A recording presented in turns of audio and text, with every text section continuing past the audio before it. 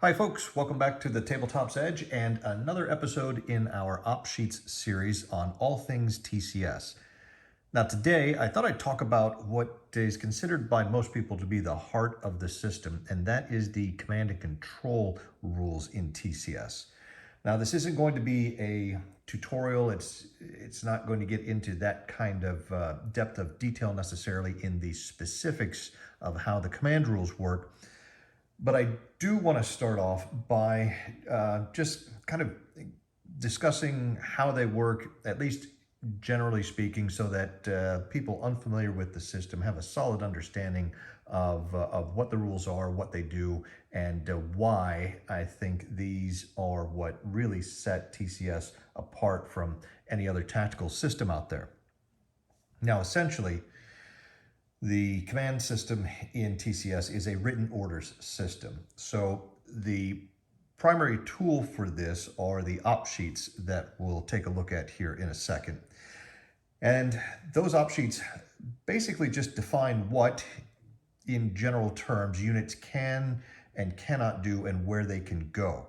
So TCS, you'll find, does not use command ranges with leader counters. Their units are not considered to be in command and out of command, which is fairly, I would say, common mechanic used in a lot of tactical level games.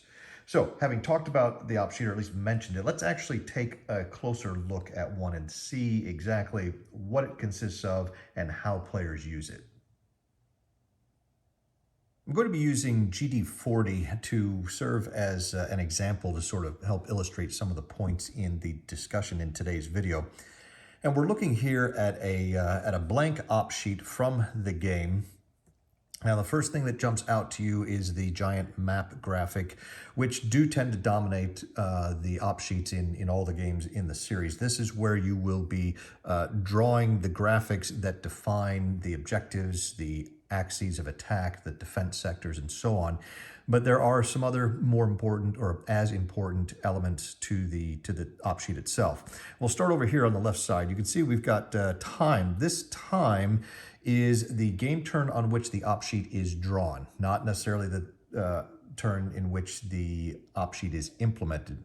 Now, there are two forms of op sheets. You have implemented op sheets, and then you have non-implemented op sheets. Every unit in the game is allowed to be listed on up to 2 op sheets, one of which may be implemented and one which is non-implemented.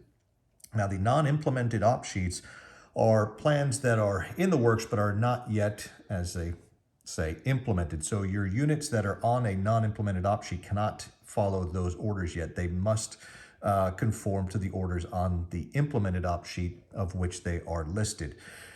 And it's going to take time for the op sheet from the time that you draw it up to it being successfully implemented.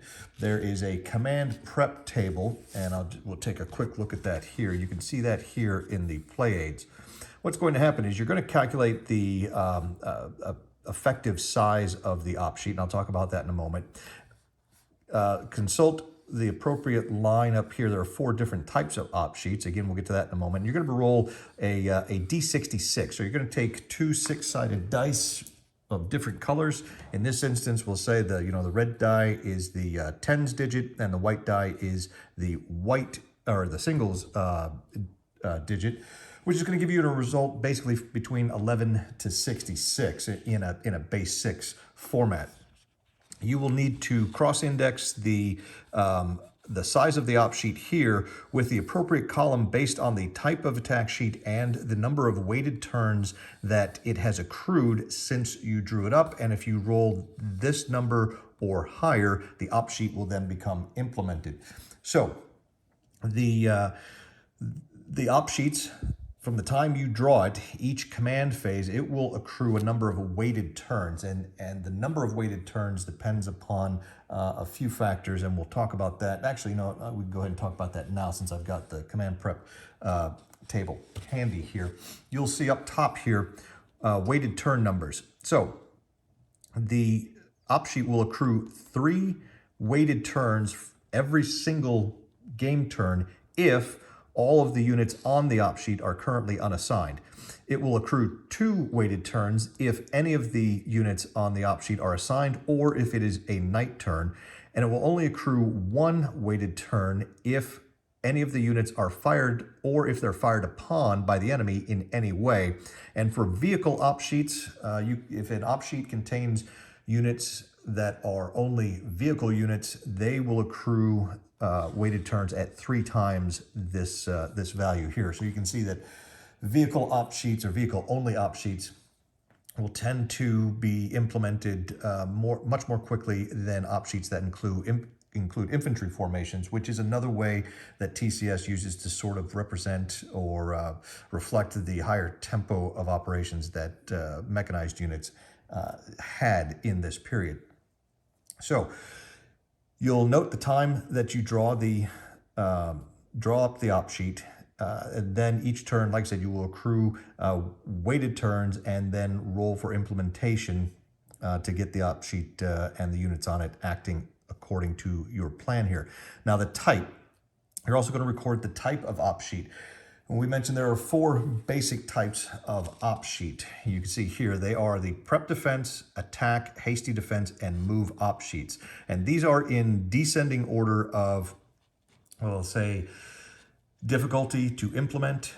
You can see just looking at the top here that prepared defense requires a lot more weighted turns to elapse to hit these columns that'll give you a better chance to implement it than, say, a move op sheet or a hasty defense. And I'll talk a little bit more in detail about what exactly those types of op sheets do, what the difference between, say, a hasty defense and a prep defense is, move and attack and so on, a little bit later down the line. Here, though, we'll go back to our op sheet, and you can see the last little nugget of information we have on this is the size. Now, the size is determined by the number of battalions that are represented on this particular op sheet.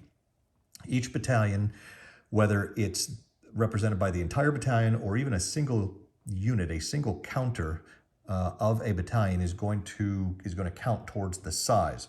Now, if you have all of the units of a battalion, at least those that are still in play, listed on an op sheet, you are going to get a -1 modifier to the size of the op sheet. This is the battalion staff modifier, and the thinking behind that is if you've got the entire battalion on one op sheet, then the entire battalion staff can concentrate their efforts on preparing and coordinating for this particular op sheet. If you have, say, one company on this op sheet, you've got a second company on another op sheet, and you have a third company of the battalion on yet another op sheet, they've got to be talking to a bunch of different organizations across all of those plans that are theoretically being put together at the same time. And so the staff attention is kind of being divided amongst several different tasks, and it's going to take them a little bit longer to accomplish any single one of those tasks. Likewise, the reason you see the number of weighted turns being higher if the units are currently unassigned, meaning they're not on any active implemented op sheet, versus those that are on an op sheet and much higher than those that are actually being shot at or in combat, is that the units that are basically out of the line, out of contact, the staff doesn't have to worry about all of the things that are going on when the shooting starts. So again, they've got an ability to get things organized and coordinated more efficiently when the unit is out of action than when it is currently engaged on a particular task or engaging the enemy in combat. Now, below the size, and it's important to remember that the battalion size modifier, you only get that one time no matter how many battalions, complete battalions, are on a particular op sheet. And I'll show you some filled in op sheets here in a moment to give you an idea of what they actually look like. Now, below that, you see this box with the task organization. Here is where you simply list all of the units that are going to be involved on this particular op sheet. Now, there's usually no limit to the number of units you can put onto a single op sheet. And the advantage of that is that when the op sheet is implemented, all of those units are then able to begin fulfilling the tasks that you've assigned them on here. In other words, you're going to have a large, coordinated attack, for instance, versus a smaller op sheet where you've got just a single battalion on here. It's going to be faster, generally speaking, to get a smaller op sheet with a single battalion implemented than it will to have an op sheet that has 4 or 5 or 6 different battalions on it. Now, the downside to that is not all of those op sheets are necessarily going to implement on the same turn. So the result is you're going to have maybe instead of a large coordinated division-sized attack, it may end up going off kind of staggered by battalions and maybe be a little more piecemeal of an attack. But on the flip side, chances are you're going to be able to get those battalions moving faster than you will if you're waiting for the entire division to be ready to go at the same time. So again, another what I think is a nice effect of the command rules here in TCS. Now below that, this written notes box, this is probably the most important aspect of the op sheet, because this is going to be where you jot down notes that sort of define or I want to say supplement what you've drawn here on the map graphic. And I'll give you an idea when we look at a filled-in example of what you have here. But this is where you're basically writing out the orders for all of the units that are participating, that are listed here in a task organization for this particular op sheet. And op sheets, important thing to remember about op sheets, there are 4 different types of op sheets. You cannot have different types of missions on the same op sheet. So if you want some units to attack and some units to be in a hasty defense, that's going to require 2 different op sheets. You also cannot order have units attack on an op sheet and then go into a defense. They're going to attack, they're going to capture their objective, or they're going to fail to do so. Once they have successfully captured the objective, you are then going to have to implement a separate defense op sheet, either prepared or hasty defense, in order to allow them to defend and hold on to that objective in the face of an enemy counterattack. Now, speaking of failure, you see this last box here is where you list the failure instructions. Now, TCS is not well suited for necessarily tournament play because the written orders mechanic, this entire op sheet mechanic, requires some judgment calls on the part of both players. For instance, you've got an attack that you're launching against an enemy objective, and it's going to be up to you to determine at what point the units are no longer capable of fulfilling that task, or it's no longer desirable for them to fulfill that task, in which case then the op sheet will be considered to have failed, and you will then have each of the units execute the failure instructions that you've placed here in this failure instructions box. So that's what a typical blank template for the op sheets look like. Now let's look at something that's filled in to give you an idea of what they look like when you're using them in game. Here we have an example of what is a fairly simple op sheet for GD40. This is a op sheet that the French have drawn up and is implemented at the start of the campaign scenario for GD40, where the French have the remnants of the 1st and 2nd Battalions of the 205th Infantry Regiment, along with a company from the 4th Tank Battalion and the 3rd Battalion of the 205th Infantry Regiment. So basically they have the entire 205th Infantry Regiment with a company of light tanks supporting them, defending the village of Stone.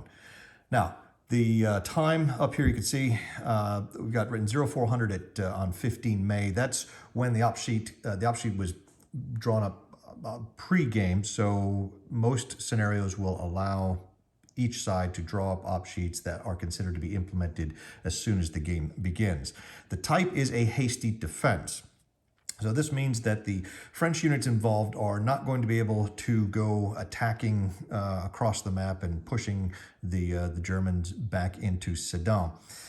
It does not, however, prevent them from making local counterattacks within the scope of their defense orders.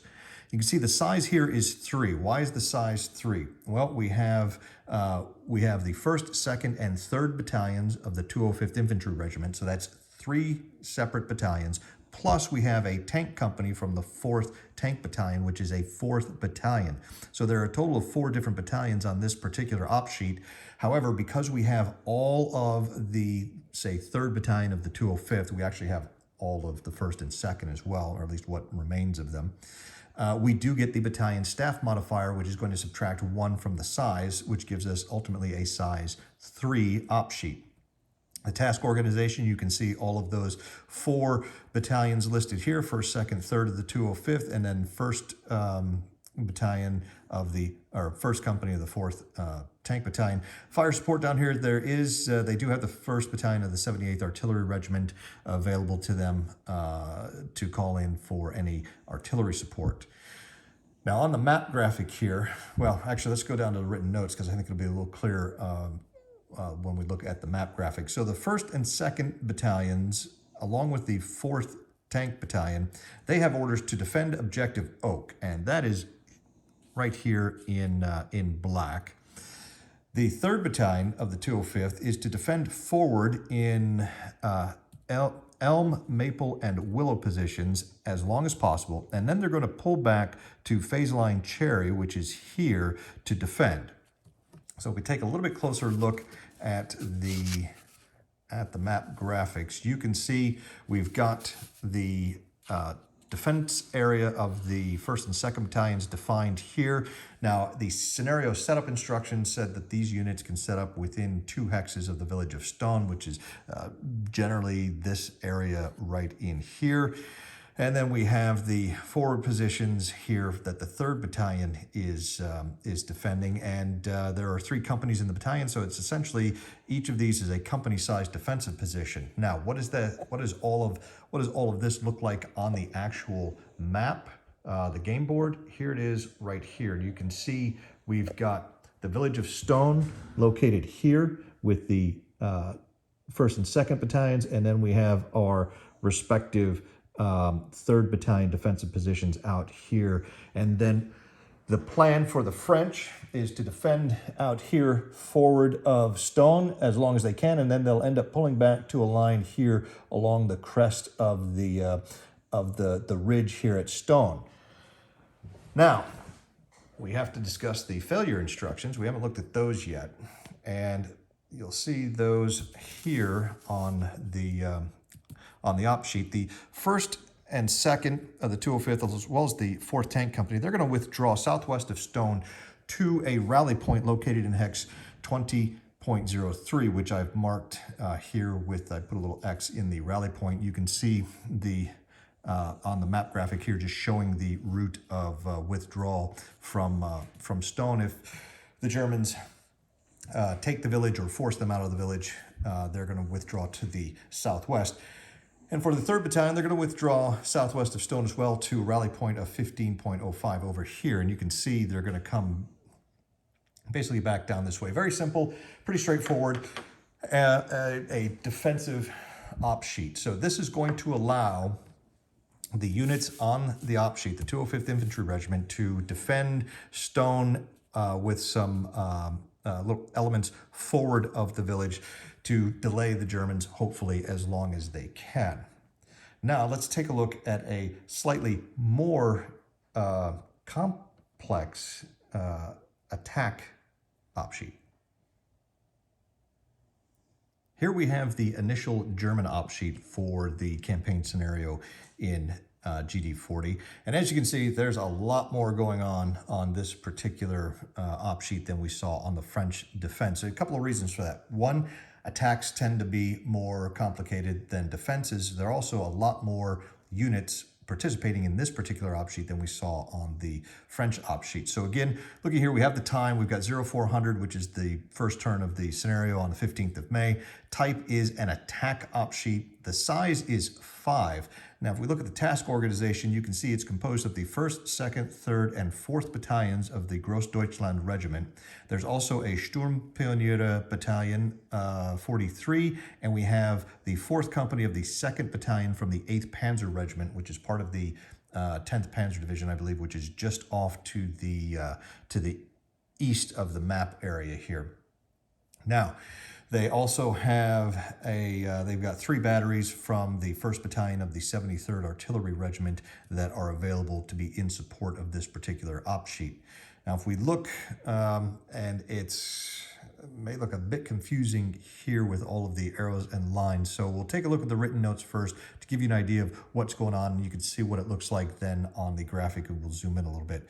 So we have the 1st and 4th battalions of Großdeutschland, which are located generally here. They'll set up just to the north edge of the map here. They're going to attack along axis Chickadee, which comes straight down here to phase line Swan, which is located just west of the village of Stone, where they're going to support the 2nd Battalion from Großdeutschland's attack on objective Goose, which is Stone itself. Now, the 2nd Battalion, which starts a little bit further to the east of 1st and 4th, they're going to attack along axis Robin here to capture objective Goose. So the 2nd Battalion is going to be the primary assault element to storm the actual village. 1st Battalion and 4th Battalion. 4th Battalion is the basically the weapons battalion for the regiment. They are going to be attacking here. They're advancing along here to get to a position where they can provide some fire support to the assaulting battalion as they seize the objective here. Now, the 3rd Battalion for Großdeutschland, which sets up further to just further to the west here of where 1st and 4th set up. They're going to attack along axis Raven, which is this big sweeping sort of right hook that you see here, to capture objective Sparrow. Sparrow is kind of the western end of the Stone Massif, right where these woods are here. So 3rd Battalion going to be looping around and making a sort of a flanking attack on the general position here that we see Großdeutschland tasked with capturing. There's not a lot of resistance expected out here for 3rd Battalion, so the thinking is that they should be able to reach this objective pretty much intact and without taking very many losses at all, which will allow this battalion to act as perhaps a reserve later in the day should the French counterattack. Now, the Pioneer Battalion is located just in between 3rd Battalion and 1st and 4th of Großdeutschland. They're in here, and their task is going to be to attack along axis Oriole, right here, and they are going to capture objective Falcon, which is just sort of the top of the ridge here, and their task in the plan is basically to link the 3rd Battalion with the 1st and 4th Battalion over here further to the east. And finally, the 4th Panzer Company, which is located here around Rémoy, they're going to send 1 platoon down axis Hummingbird to assist the 2nd Battalion's attack on Stone. So they're going to come down here, hook up with the 2nd Battalion here, and then support the attack into objective Goose. The other 3 platoons are going to come down here along axis Kingfisher to phase line Buzzard, which is located just east of the hill and the town, to isolate the objective Goose by fire. So the tanks here will theoretically be able to prevent any French reinforcements, hopefully from reaching the town from the south. So that's the big German plan. You can see there are, if we zoom in here a little bit more on the graphic, you can see we have some battalion boundaries here. We have a boundary running here and then here. So the 3rd Battalion is going to be restricted to this portion of the map while they are currently on this implemented op sheet. The Pioneer Battalion is going to be limited to this sort of area right in here, while 1st and 4th Battalions are limited to here, and then we've got 2nd Battalion on Großdeutschland over here. So what this does is, if for some reason 3rd Battalion were to run into some really heavy resistance out here and not make much progress, I can't, as a player, as I'm seeing this happen on the game board from turn to turn, I can't just decide, all right, well, I'll just start pulling some units and marching them over here to help out here. The only way I can do that is to draw up a different attack sheet and give 2nd Battalion an assignment to come over here and attack in this direction and capture some form of objective.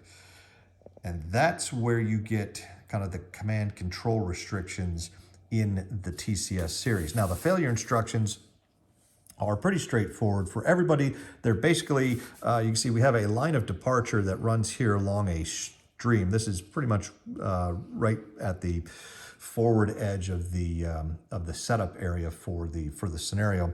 And the 1st Battalion and the 4th Battalion are both going to, if the attack fails, if they're unable to reach their phase line here, or circumstances elsewhere require the attack to be called off, they are going to, upon failure, they're going to withdraw to phase line or to the line of departure here, and then we've got some rally points set up in 2232 for them to return to. Likewise, 2nd Battalion is just going to fall back to the line of departure Dove over here where they leave, and their rally point is 3528 in this case. And again, we've got everybody, basically 3rd Battalion is going to come back to their line of departure, which is kind of an extension in their sector of the main line of departure here. They're going to fall back. The tank company from 8th Panzer Regiment is going to fall back here to Remoy in the event of the attack being called off. So you can see that the op sheets can become fairly busy or complex. The more complex the plan becomes. And I would say both of these op sheets, although the attack is far more complicated than defense, are still, fairly simple op sheets. You can add so much more to these. You can really make these op sheets what you want of them. You can keep things fairly simple and light if you don't want to get really heavy into the planning. I've also seen guys where you will be assigning and plotting out individual company tasks. They will have various phase lines that will trigger when one element reaches a certain phase line, another unit on the op sheet will then begin to engage and conduct its assigned mission. So again, there's a lot of variance in the op sheets. There's no right way or wrong way necessarily to do these. It's as you get out of it what you put into it, what you want to put into it. So it's always a good idea, if playing another player for the first time, TCS, to sit down and just have a general discussion on op sheet philosophy, how detailed they want to get. Ultimately, these are for your own consumption, right? So there is a bit of honesty and, like I said, judgment required when you're playing TCS, because your opponent's not going to have access to these op sheets to basically verify what you're doing on map. Now, if we want to take a look at what the German situation right now at start looks like on map, you can see over here is the 3rd Battalion located here. We've got the Pioneers here right next to the 1st and 4th Battalions here. And 2nd Battalion is coming down this road here. And if we pan over a little bit, you can see the Panzers are way off to the east back over here in Remoy. So that's kind of just to give you an idea of what things look like on an op sheet versus what they look like actually on the map board of the game. So what are all these command rules trying to simulate here in TCS? Well, basically, it's the time and effort required to plan, coordinate, and communicate with all of the involved units on a particular op sheet. Command in TCS is focused pretty much at the battalion and brigade level. So you're not going to see any counters with some very rare exceptions for leaders in this system. You're not going to see colonels and majors represented on map with counters, because their job really isn't going to be leading the individual platoons of their brigade or their battalion in combat. Rather, they are back receiving combat reports, trying to get an idea of what's happening and where, and to formulate the plan for which for their subordinate units then to execute to achieve the task that they've been assigned by their higher headquarters. I think the vast majority of tactical war games really underestimate the real world difficulties in getting units into action or even just to move. And I think anyone with some firsthand experience of a land navigation course can attest to the fact that, just moving from point A to point B in a combat environment is not always as easy as it sounds. And with your typical tactical level games, if the units are within their certain command radius of the leader marker on the map, they're in command and they can pretty much do what they want, when they want, and how they want to do it. But that's not the case here in TCS. There's what the units can do and where they can go is governed by the implemented op sheet that they're on. And if they're not on a currently implemented op sheet, then they are unassigned and they're basically unable to move or do anything. They have some ability to defend themselves if attacked, but not much. They are, if they are attacked while unassigned, they are generally going to have to fall back and fall back and fall back, which is why you really don't want units unassigned, because they lack the ability to engage the enemy in any meaningful way, either offensively or defensively.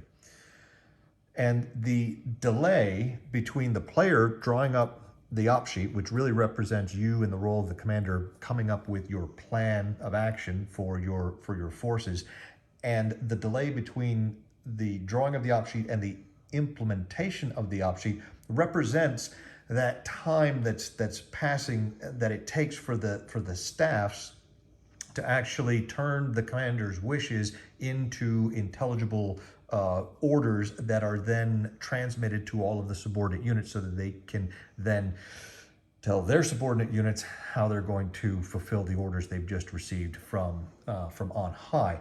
It also represents the time it takes to coordinate with things like your supporting artillery battalions. All kinds of things have to be arranged in order to make sure a plan goes off like it's supposed to or as desired. And the command ratings in TCS are a reflection of each side's basically staff efficiency, if you will. So every game is going to give both sides a command rating. The higher the command rating, numerically speaking, the less efficient the staff is. So a good, effective army is going to have a low command rating in TCS as opposed to a high command rating. And why that is explained here by the command prep table.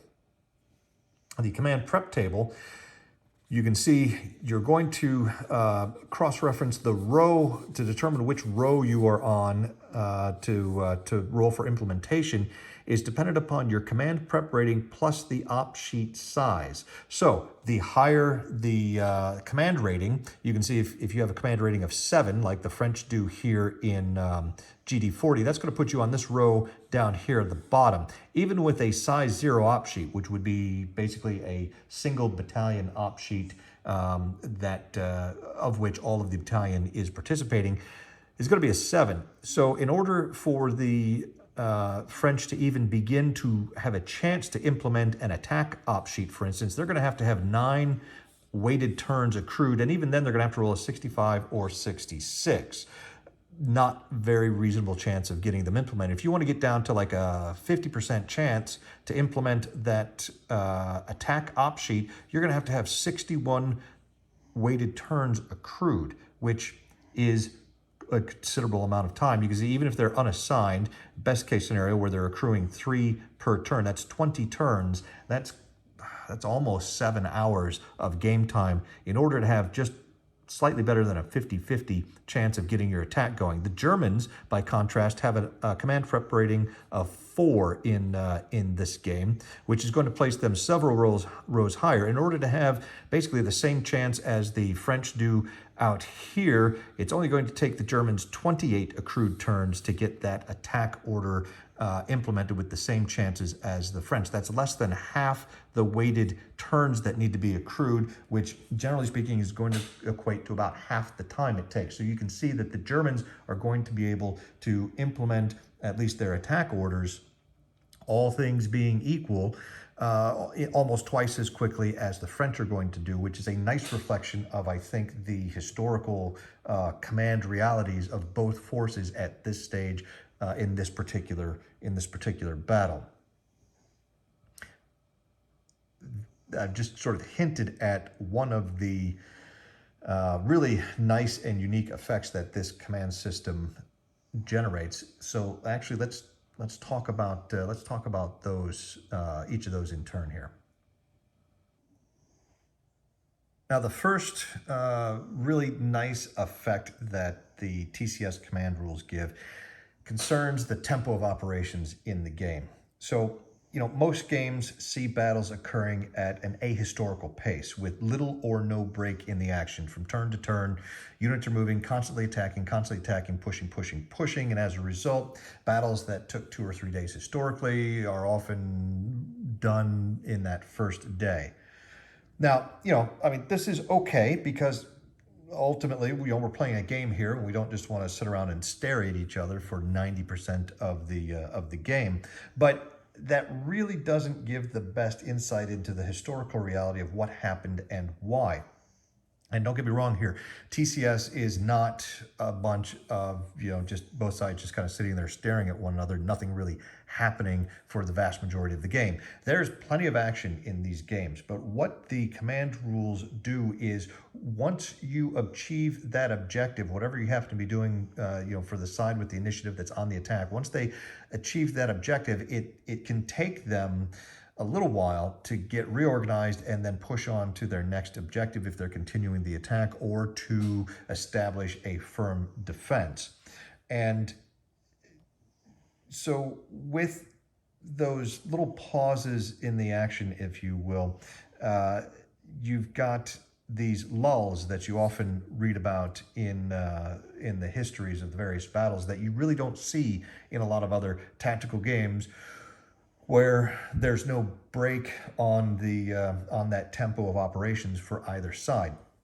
And so it's nice with TCS games, if you've got a 2 or 3 or 4 or even 5-day battle, a campaign scenario, it's often going to take you most of that time, if not that entire time, to sort of play through the resolution of the battle one way or the other, in part due to the little pauses and downtimes for one side or the other throughout the course of the battle.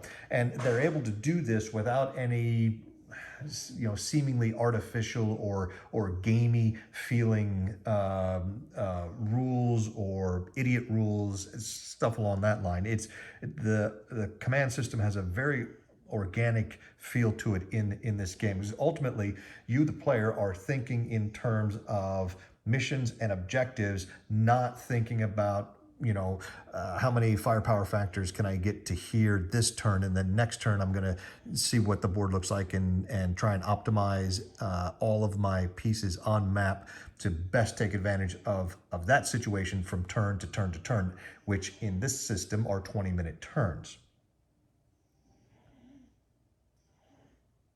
Now, the second effect is what I think is the biggest and the most unique effect that you get out of these TCS command rules. And that is the fact that the rules require players to think ahead several hours in order to formulate their plans. So you don't have, or you have a restricted ability to react immediately from turn to turn, that is, to the board state. Instead, when you're drawing up your op sheets, you know that you are going to have anywhere, in most cases, between maybe 5 to 25 game turns before the plans you draw up are actually able to be acted upon in the game. And frankly, this puts you into that role of the historical commander much better than any other tactical system I've seen I've seen out there, because the historical commanders, the regimental commanders, the brigade commanders, divisional commanders, even the battalion commanders, they were fighting battles, 2 to 8 hours in the future. They had the information, they were taking the information they had available to them at the moment and then trying to formulate a plan to act on that information, knowing that it was going to take time for their orders, their wishes and desires to filter all the way down to the battalion commanders, down to the company commanders, down to the platoon leaders, to actually get the forces to do what they needed them to do. And I think gamers can be a little harsh in their judgments on failed historical commanders, because I don't think war games give the gamers a true appreciation of just what it was the commanders were up against. We have far more knowledge than any historical commander ever had. We also have far more control over our own units than any historical commander could even hope for. And so it kind of distorts our view, I think, of the performance of the commanders that we read about. But TCS, I think, will give you a much better appreciation for what they were having to deal with than any of the other tactical systems out there. And for that reason, TCS, I mean, that reason alone is almost enough for me to elevate it to the spot that I have. But it does a number of other things well also. For instance, the pace of operations, that tempo is more in line with the historical tempos that you see in the histories. And so while forcing players to think ahead a few hours is probably the biggest effect, and what I think is the most unique effect, there are a couple of others that I do want to mention. The third sort of unique effect that the TCS command rules give you is that what you see over time as a battle is unfolding, the better armies are able to get inside the decision loop of their opponents. They're able to react before the enemy can react, and that is reflected by the lower, or it is enabled by the better command ratings that the better army has. In this game right here, for instance, the Germans have a command rating of 4, which admittedly is not great. I've seen command ratings as low as 2, but that 4 relative to the French command rating of 7 is going to give them a big advantage over time as the situation on the map, on the ground, as the battle unfolds and things start to change from the initial setup when the initial plans are drawn. It's going to give the Germans a sizable advantage over the French in being able to react to these new circumstances. I mentioned a few minutes ago how in most games you are able to react and sort of maximize the use of each of your individual counters from turn to turn to turn based on the overall board state. I gave the example of the German 3rd Battalion maybe running into some problems here in their portion of the attack. Well, in a non-TCS game, there's generally nothing stopping me from shifting units from the 1st Battalion. I'll just run a couple of platoons or a couple of tanks over here and help them out, and then we just continue going with no break in the action. Well, you can't do that here in TCS. The 1st Battalion has their orders, which are to come down this road here and get into a position just west of the village. If 3rd Battalion is running into difficulties, they're going to have to solve that on their own, or the German player as a commander is going to have to figure out a way to get around that. But it's going to take time then for the commander's decision based on the information he's receiving. So what we see as players here unfolding on a turn-by-turn basis is roughly the equivalent of the intel reports coming into the command post and the commander trying to evaluate those and then deciding what are we going to do. That's fine. Most games allow the commander's decision to be instantly transmitted to the lowest level of unit in the game, whether it's a platoon or a squad or a battalion, whatever it may be, and allow them to act on it. Not so in TCS. Here, if 3rd Battalion is having difficulties, but the attack in 1st and 2nd Battalion sectors are going fine, maybe 3rd Battalion executes their failure instructions. That doesn't cause the entire op sheet to become failed. Merely the unit that is deciding to execute their failure instructions, they are now basically off of this implemented op sheet once they've implemented their failure instructions part of it. They would then be free to draw up a new plan. Now, maybe that plan is to come back and instead of butting their heads against the wall here, maybe they loop around and they end up following in the footsteps of 1st and 4th Battalion over here. Either way, it's going to take some time. Things like establishing unit boundaries are so important in real-world operations. Number one, to cut down on the possibility for friendly fire incidents, making sure that you don't have friendlies wandering into an area where they're not supposed to be. And then also it establishes who exactly is responsible for what, which can avoid some confusion both on the defense as well as the attack. And with the lower command rating, you saw on the command prep table, the example I gave of implementing some attack orders based merely on the differential in the command rating, that the Germans are going to have a noticeable advantage in that, and it'll play out in game terms very nicely. Now, it doesn't mean the Germans are guaranteed to win, because ultimately it does come down to the plans that the player himself is able to come up with. And you can't disregard the vagaries of combat. Things happen. The little dice here can undo even the best of plans sometimes. So this particular game is great because both sides get an opportunity to attack and defend. Both sides have advantages as well as disadvantages, and it's an interestingly balanced situation, and it's why GD40 has always been one of the TCS games that has been at the top of my list. Now, there is one more sort of TCS effect, I'll say, that I'd like to mention. Now, back in the First World War, the German army developed this doctrine of an immediate counterattack. Whenever they were defending and a position was lost, they would try to launch a counterattack as soon as possible to retake that position. Why is that? Well, because whenever an attacker managed to capture a position, they then had to go about consolidating their hold on it. Combat is, especially at the tactical level, is very chaotic, very confusing. Even a successful attack that takes an objective will usually see vehicles and men and subunits out of position, not where they need to be, or mixed up. And the attacking commander needs to go ahead and get things straightened out ASAP, and then establish some sort of coherent perimeter and a defense if he wants to hold on to that objective. The Germans found that the attackers were most vulnerable right after they had seized the objective and before they had a chance to form any sort of coherent defense.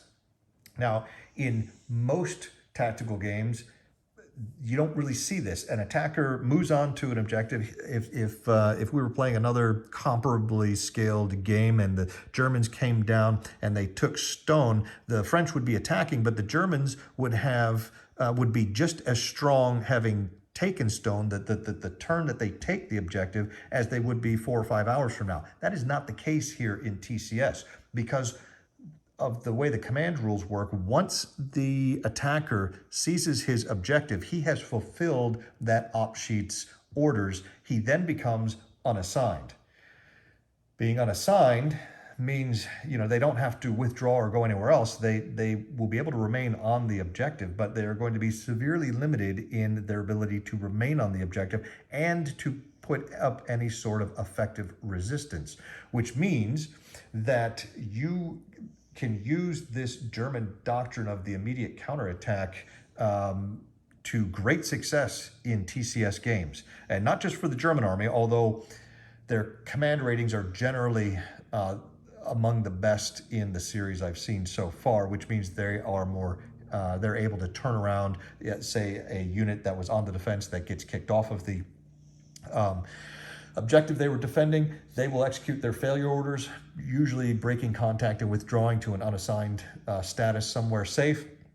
But thanks to the good German command ratings, they're able to whip together an attack order and see that implemented generally before their opponents are able to implement a hasty defense, let alone a prepared defense op sheet. So if you look back here at the command prep table again, you'll see prepared defense, the number of weighted turns it takes to get these things implemented to move further to the right on this particular chart. And obviously getting all the way here to the far right column is going to give you the best chance to implement any of the attack orders. You can see it takes 71 weighted turns to get there for a prep defense, as opposed to only 45 turns for a hasty defense and 61 for an attack. So there's not a lot of difference between an attack and a prepared defense necessarily, at least as far as getting out here. But you can see when we come back to some of the columns here on the further to the left, you only need 12 weighted turns to get to the, what is this, fourth column over to get some sort of chance at getting an attack order implemented. It's going to take you 24 prepared defense weighted turns to get to that same column. 12 weighted turns for the prepared defense only get you to the second column here, where you can see even with a really low sort of modified size rating, you still have a much worse chance of getting anything implemented than the attack would in those same 12 weighted turns. And that's without regard to the individual command ratings that either side may have. So being able to implement what was very much an effective historical tactic that was used over and over again, not just by the Germans, but by many armies, being able to see that actually happen in a board game without, like I said, a lot of sort of gamey or seemingly idiot rules imposed on one player or the other is really, really spectacular, really. The narrative in these games, and I've said this before, I'll say it again, the narrative that you get out of a TCS game is unlike any other tactical game, and really not many other games, period, that you'll see. And a lot of it is driven by this command system that, again, is unique among all of the tactical games I've seen, with the possible exception of another one of Dean's designs, that being the Civil War Brigade series and its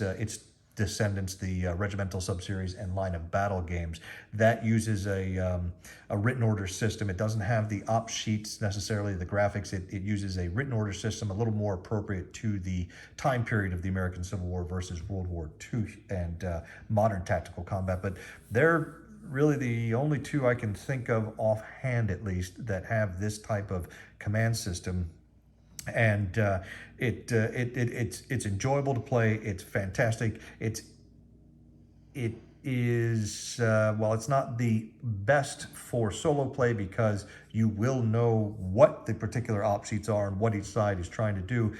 The fact that you don't know exactly when they're going to be able to implement those plans does make this, and it puts some restraint on what each side's forces can and cannot do. It is conducive to solo play. It helps out. It's certainly better than some of the other systems out there for solo play, but not quite as good, perhaps, as maybe like a chit pull system like you might find in the Grand Tactical series. But that aside, these are very playable as solo games. And there is one last thing I'd like to mention about the command rules in TCS. Now, so far, I have been pretty overwhelmingly positive about the command rules in the series, and they are excellent for what they are. They do so many things that other rule sets don't do, and they do it in a reasonably low overhead of rules. The command rules are not terribly complicated in this game. And really the system as a whole is not terribly complex. But there is a major caveat with these rules. And you've heard me, I think, mention it a couple of times. The fact that these rules rely on player judgment and interpretation can lead to some disagreements in the course of play. For instance, we're looking here again at the original French op sheet, the hasty defense that they have implemented at the start of the game. The orders as given were to defend forward here for 3rd Battalion as long as possible, and then to withdraw to phase line Cherry and defend along phase line Cherry. Now, how do you determine as long as possible?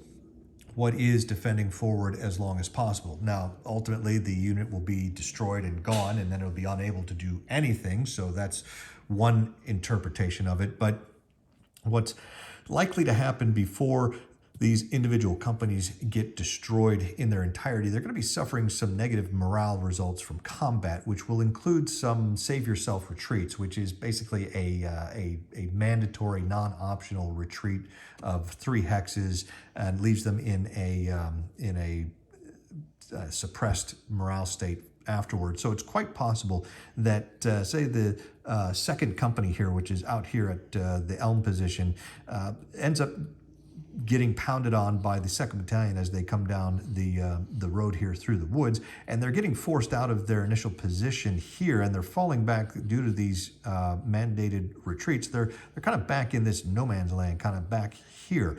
Now, at what point do they basically say, well, we can no longer defend this position, it's time to fall back to the secondary phase line here? That ultimately is up to the player playing the French troops. There's no enforcement mechanism within the rules of TCS that is going to require that player to pull this company back to the phase line. Now, what is going to, or what should cause the player to pull back to this phase line is the motivation to preserve his force as much as possible.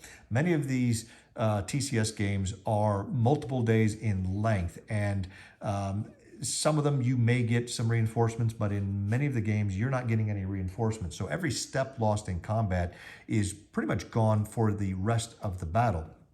And you can find yourself, if you're not careful, seeing your force just frittered away and destroyed early on in the battle, leaving you an inability to react properly later on in the battle and ultimately losing the fight. So the French player may decide that, yeah, it's too hot for us to get back. We don't have the strength to counterattack back into Elm and regain our position. So yeah, it's time to head back to phase line Cherry. But then, of course, that brings up the next question. You know, eventually you've got the entire battalion here maybe defending along phase line Cherry. At what point is the defense of that phase line no longer possible, and the battalion will need to implement its failure instructions?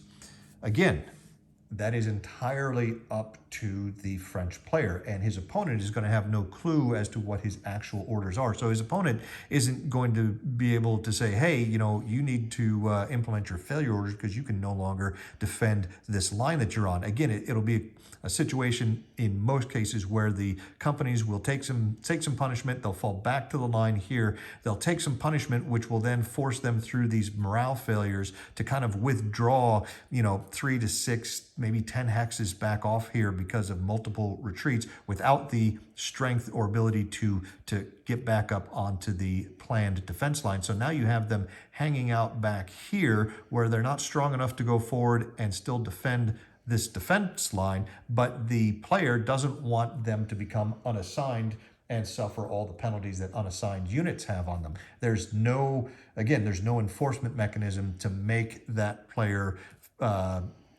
implement his failure instructions and basically end this unit's participation on the current op sheet. And this, again, this interpretation and judgment is a very gray area. The TCS command rules, now the combat and movement, all of the other aspects and systems of TCS are are reasonably conventional in terms of other games where it's black and white. You know, you have to do this, you can't do this, this is the effect, and so on. It's just coming to the point of the command rules, and even the command rules themselves, there are some black and white things in the various command rules that say you can do this, you must do this, you cannot do that. But ultimately, you've got this interpretation and judgment issue, which is inseparable so far as I can see from the function of the command rules. Now, when you're playing solo, this is not an issue, right? Because you've got both sides. You know what's going on. You know that, hey, yeah, it's time for these guys to really admit failure in this op sheet and to implement their failure instructions. I'm going to have to come up with plan B for these guys.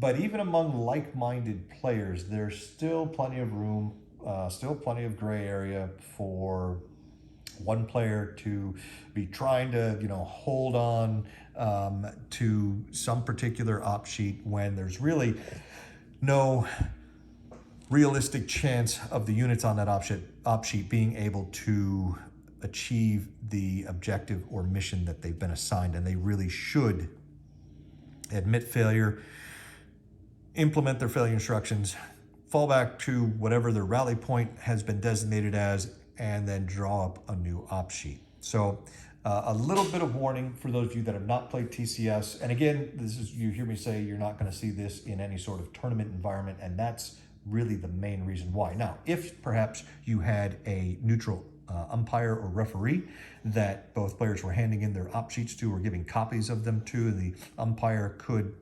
basically impose his judgment and say, okay, it's time for you to implement the failure instructions here because it's just no longer possible to continue on the op sheet. That's one particular option, but it's hard enough a lot of times for guys to find just a single other player to play against, much less trying to find somebody willing to basically be the referee and observe. Now, on that point though, mentioning the referee, if you are fortunate enough to where you can get 3 to ideally 5 players together, you can run a double-blind TCS game in which you have one player acting as the sort of the overall commander, and he is responsible for creating the op sheets. He would submit those to the referee. The referee then has the sort of the master map where he's got all the units set up. He can see everything. He's getting the op sheets that are being written by the commanders of each side. There is a second player with whom the commander cannot communicate directly, who is then responsible for executing the movement and combat with the pieces on the map. But it's a double-blind game, so you've got say in this case, you'd have a German player with the map and the German units and only the enemy units that he is aware of, that the referee basically tells him are out there or that are spotted. And the spotting rules in TCS make double-blind play a lot easier on any potential referee. That would be closest for the overall commander on either side to what the historical commanders were experiencing. Fantastic experience if you can manage to pull it off. And now, Vassal makes this very doable these days. It's just a matter of finding the other 4 guys who are willing and able to get together and do this. But if you can do that, I think you will find that will be one of the best gaming experiences you've ever had, because the overall commanders may never actually even see these maps until after the game is over. The only thing they have to go on are the op sheets that they're looking at and the information that the referee is relaying to them based on what the referee is seeing happen on the maps themselves. So a lot of fun for all the players involved. Obviously, the referee probably has the most work in something like that, but it can be pretty rewarding as an umpire or referee in a double-blind game just to watch things unfold, because you're the only one with the God's eye view of what's going on, and you can see the mistakes and missteps that the various players are making as the game unfolds. So I guess I'll leave you with that sort of thought today, but that's kind of a discussion here. I wanted to get a little deeper into the command and control rules in TCS because I think they are so good at what they do and they're so unique in the tactical game sphere as well, and they really do kind of set this system apart from all the others that I've played. So with that, I will thank you for watching today. Take care, and we'll see you next time.